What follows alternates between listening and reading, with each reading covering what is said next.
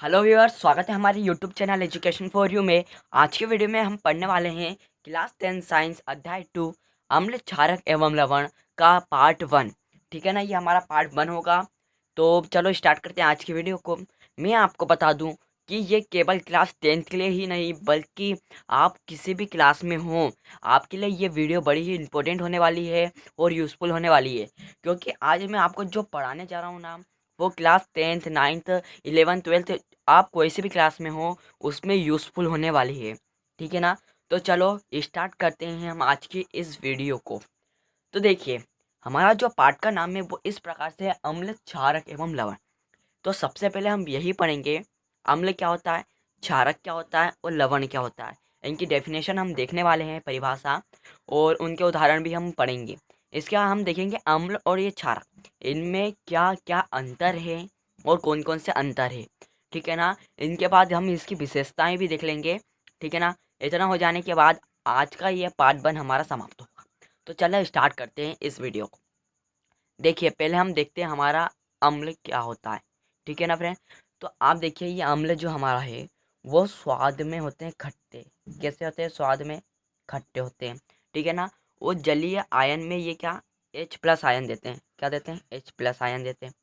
मतलब कि ये स्वाद में खट्टी होते हैं तथा जल में घुलने पर ये H+ आयन देते हैं। है ना। यदि आपको परिभाषा लिखना है तो आप सिर्फ इतना ही लिखिएगा। इसके बाद हम क्षारक का देख लेते हैं, इसकी डेफिनेशन किस प्रकार बनाएंगे। ये स्वाद में क्या होते हैं? खट्टे कड़वे होते हैं। क्या होते हैं? कड़वे होते हैं। ठीक है ना। और ये जल में घुलने पर OH- आयन देते हैं। ठीक है ना। ठीक है। और आप इसमें एक पॉइंट और बढ़ा दें कि ये नीले लिटमस पेपर को लाल कर देता है। अम्ल अम्ल क्या करता है? नीले को लाल कर देता है ना। और जो क्षारक होता है वो लाल को क्या कर देता है? नीला कर देता है। ठीक है ना। क्या करता है? जो अम्ल रहता है वो नीले लिटमस पेपर को लाल कर देता है, और जो क्षारक रहता है वो लाल लिटमस पेपर को नीला कर देता है। ठीक है ना फ्रेंड। मान लो कोई हमारे पास लिटमस पेपर है, मान लीजिए हमारे पास लिटमस पेपर है। ठीक है ना। और ये कौन से रंग का है? हमारा नीले रंग का है। ठीक है ना। ये हमारा नीले रंग का लिटमस पेपर है। अब यदि हम इसमें अम्ल डालते हैं, क्या डालते हैं? अम्ल डालते हैं, तो उसका रंग परिवर्तित हो जाएगा। क्या हो जाएगा? लाल हो जाएगा। ठीक है ना।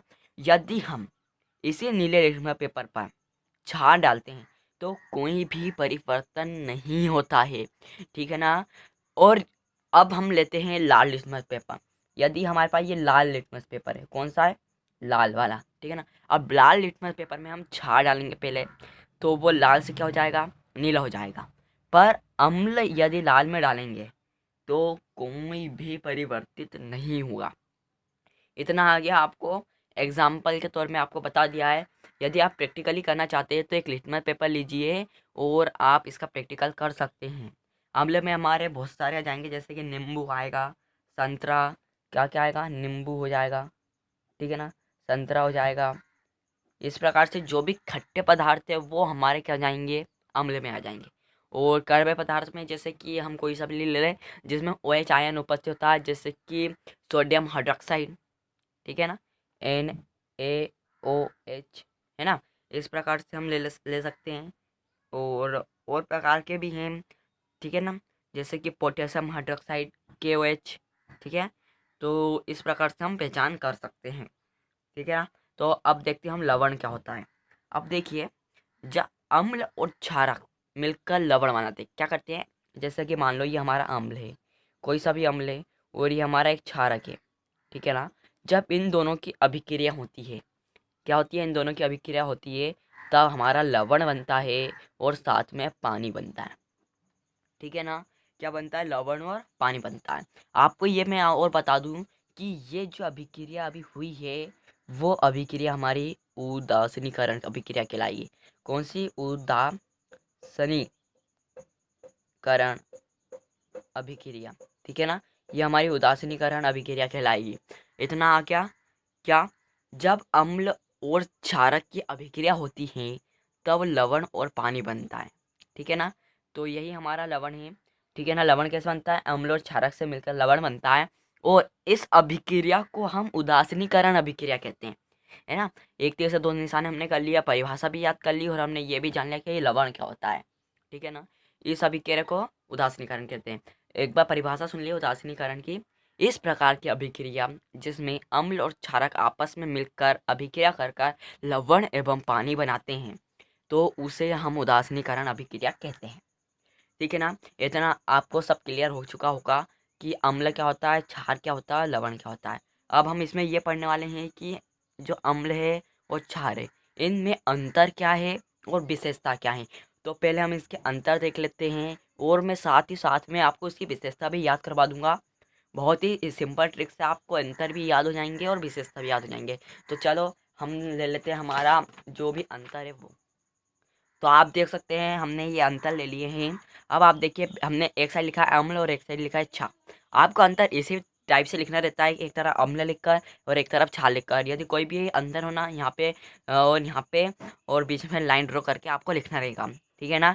अंतर ऐसे ही लिखा जाता है। अब आप देखिए हमने जो अम्ल का पहला अंतर वो इस प्रकार लिखा है कि अम्ल स्वाद में खट्टे होते हैं। ठीक है ना। हमने डेफिनेशन में भी पढ़ा था कि अम्ल स्वाद में खट्टे होते हैं और क्षार स्वाद में कड़वे होते हैं। तो हमने पहला अंतर उसका यही लिखा कि अम्ल स्वाद में खट्टे होते हैं और क्षार जो है स्वाद में कड़वे होते हैं। ये तो आप सभी को याद ही होगा और आप सभी को वैसे भी पता होगा। इसके बाद हमने दूसरा पॉइंट इसमें लिखा है कि ये नीले लिटमस पेपर को लाल कर देते हैं। ओ आपने ये भी पढ़ा, मैंने आपको उधर ही बता दिया था कि जो अम्ल रहते हैं वो नीले लिटमस पेपर को लाल कर देते हैं, नीले को लाल कर देते हैं। ठीक है ना। इसको याद कर सकते हैं आप कैसे, देखो ये हमारा क्या लिखा अम्ल में लाल लिखा और ये हमारा जो लाल है वो क्या है, ला से स्टार्ट है, मतलब ला आ रहा है ना। तो इस प्रकार से आप याद करें कि क्या बन रहा है, नीले से लाल बन रहा है, अम्ल ल से यो लीला। ये ट्रिक है छोटी छोटी जिससे आप एग्जाम में कंफ्यूज ना हो, आपको पता रहे कि ये तो लाला मैच हो रहा है, तो आपको पता चल जाएगा कि ये नीले को लाल बनाता है ना। इसी प्रकार हमारा ये क्षार है जो लाल को नीला बनाता है। फ्रेंड्स एक बात याद रखिए, यदि आपने अम्ल वाला जो पॉइंट्स है वो याद कर लिया तो आप क्षार का बेसिकली मन से लिख सकते हैं। ठीक है ना। उसका सिर्फ आपको क्या करना होगा, उल्टा करना होगा। देखिए कैसे, जैसे ये नीले को लाल कर रहा है तो इसका उल्टा क्या होगा, लाल का नीला। ठीक है ना, लाल का नीला होगा ना। तो देखिए हमने वही लिखा कि ये लाल लिटमस पेपर को नीला कर देते हैं। ठीक है ना। अब हमारा जो तीसरा पॉइंट है इस प्रकार है कि ये जल में विलय होने पर H+ आयन देते हैं। ये पॉइंट भी हमने पढ़ा है उधर, अभी हमने परिभाषा में भी लिखा था कि ये जल में विलय होने पर या जल में घुलने पर H+ आयन देते हैं। ठीक है ना। यह पॉइंट आपको मेन याद करना है और ये पॉइंट आपको एग्जाम में जरूर लिखना है, बहुत इंपॉर्टेंट पॉइंट है वो। ये क्वेश्चन आप अच्छे से याद कर लीजिए, ये क्वेश्चन 100% एग्जाम में जरूर आता है। ठीक है ना। तो आप देख सकते हैं हमारा दूसरा पॉइंट ये है, क्षार का मतलब कि ये जल में विलय होने पर OH- आयन देते हैं। ये क्या देते हैं, H+ आयन देते हैं और ये क्या देते हैं, OH- आयन देते हैं। ठीक है ना। इसी प्रकार अब हमारा जो चौथा पॉइंट है वो है कि ये क्षारकों को उदासीन करते हैं। अम्ल है वो क्षारकों को उदासीन करते हैं। कैसे करते हैं मैं आपको बताता हूँ। देखिए अभी हमने क्या पढ़ा था कि अम्ल और क्षार मिलकर क्या होता है, लवण बनता है, मतलब उदासीनीकरण अभिक्रिया होती है। कौन सी अभिक्रिया, अभिक्रिया, उदासीनीकरण, है ना। तो फिर देखिए फिर अम्ल से जब क्षार की अभिक्रिया हुई तो वो उदासीन हो गया। कौन उदासीन हो गया, हमारा क्षार उदासीन हो गया।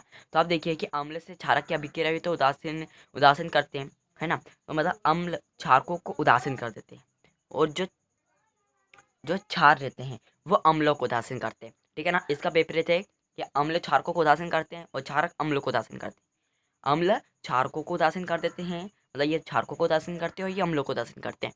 बस इतना ही लिखना है, एक याद हो गया तो दूसरा विपरीत करके लिख लेना है।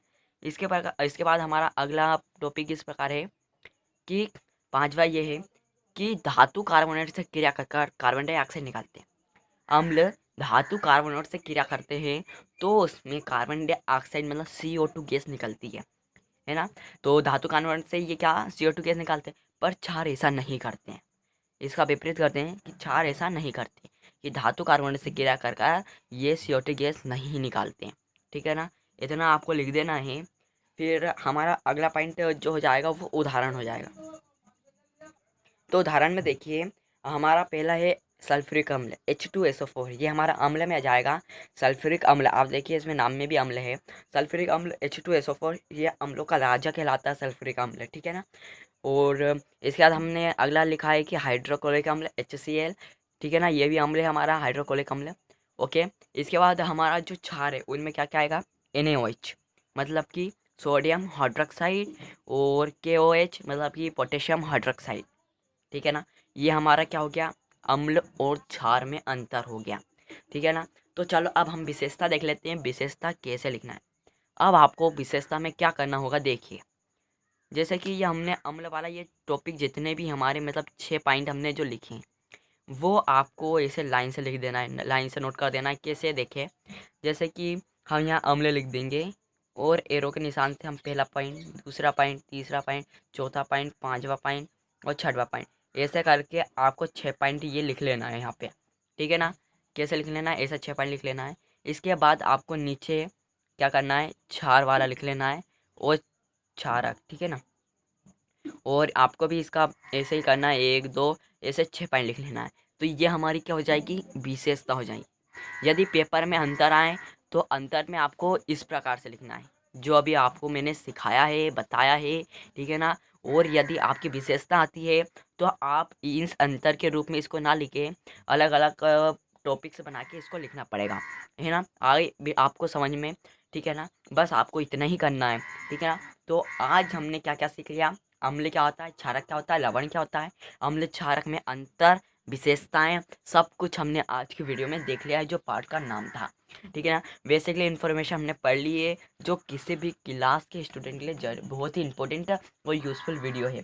तो चलो, वीडियो अच्छी लगी है तो फटाफट वीडियो को लाइक कर दो, चैनल को सब्सक्राइब नहीं किया है तो सब्सक्राइब कर लेना, क्योंकि ऐसी ही वीडियो और आती रहेगी आपके, जो यूज़फुल वीडियोस है वो आती रहेगी। क्लास 10 आपके आज जो पार्ट 2 है वो जल्दी ही आने वाला है, तो आप चैनल को ज़रूर सब्सक्राइब करें। यदि आप क्लास 10th में हैं तो आपके लिए ज़्यादा इंपॉर्टेंट है। ओके, धन्यवाद।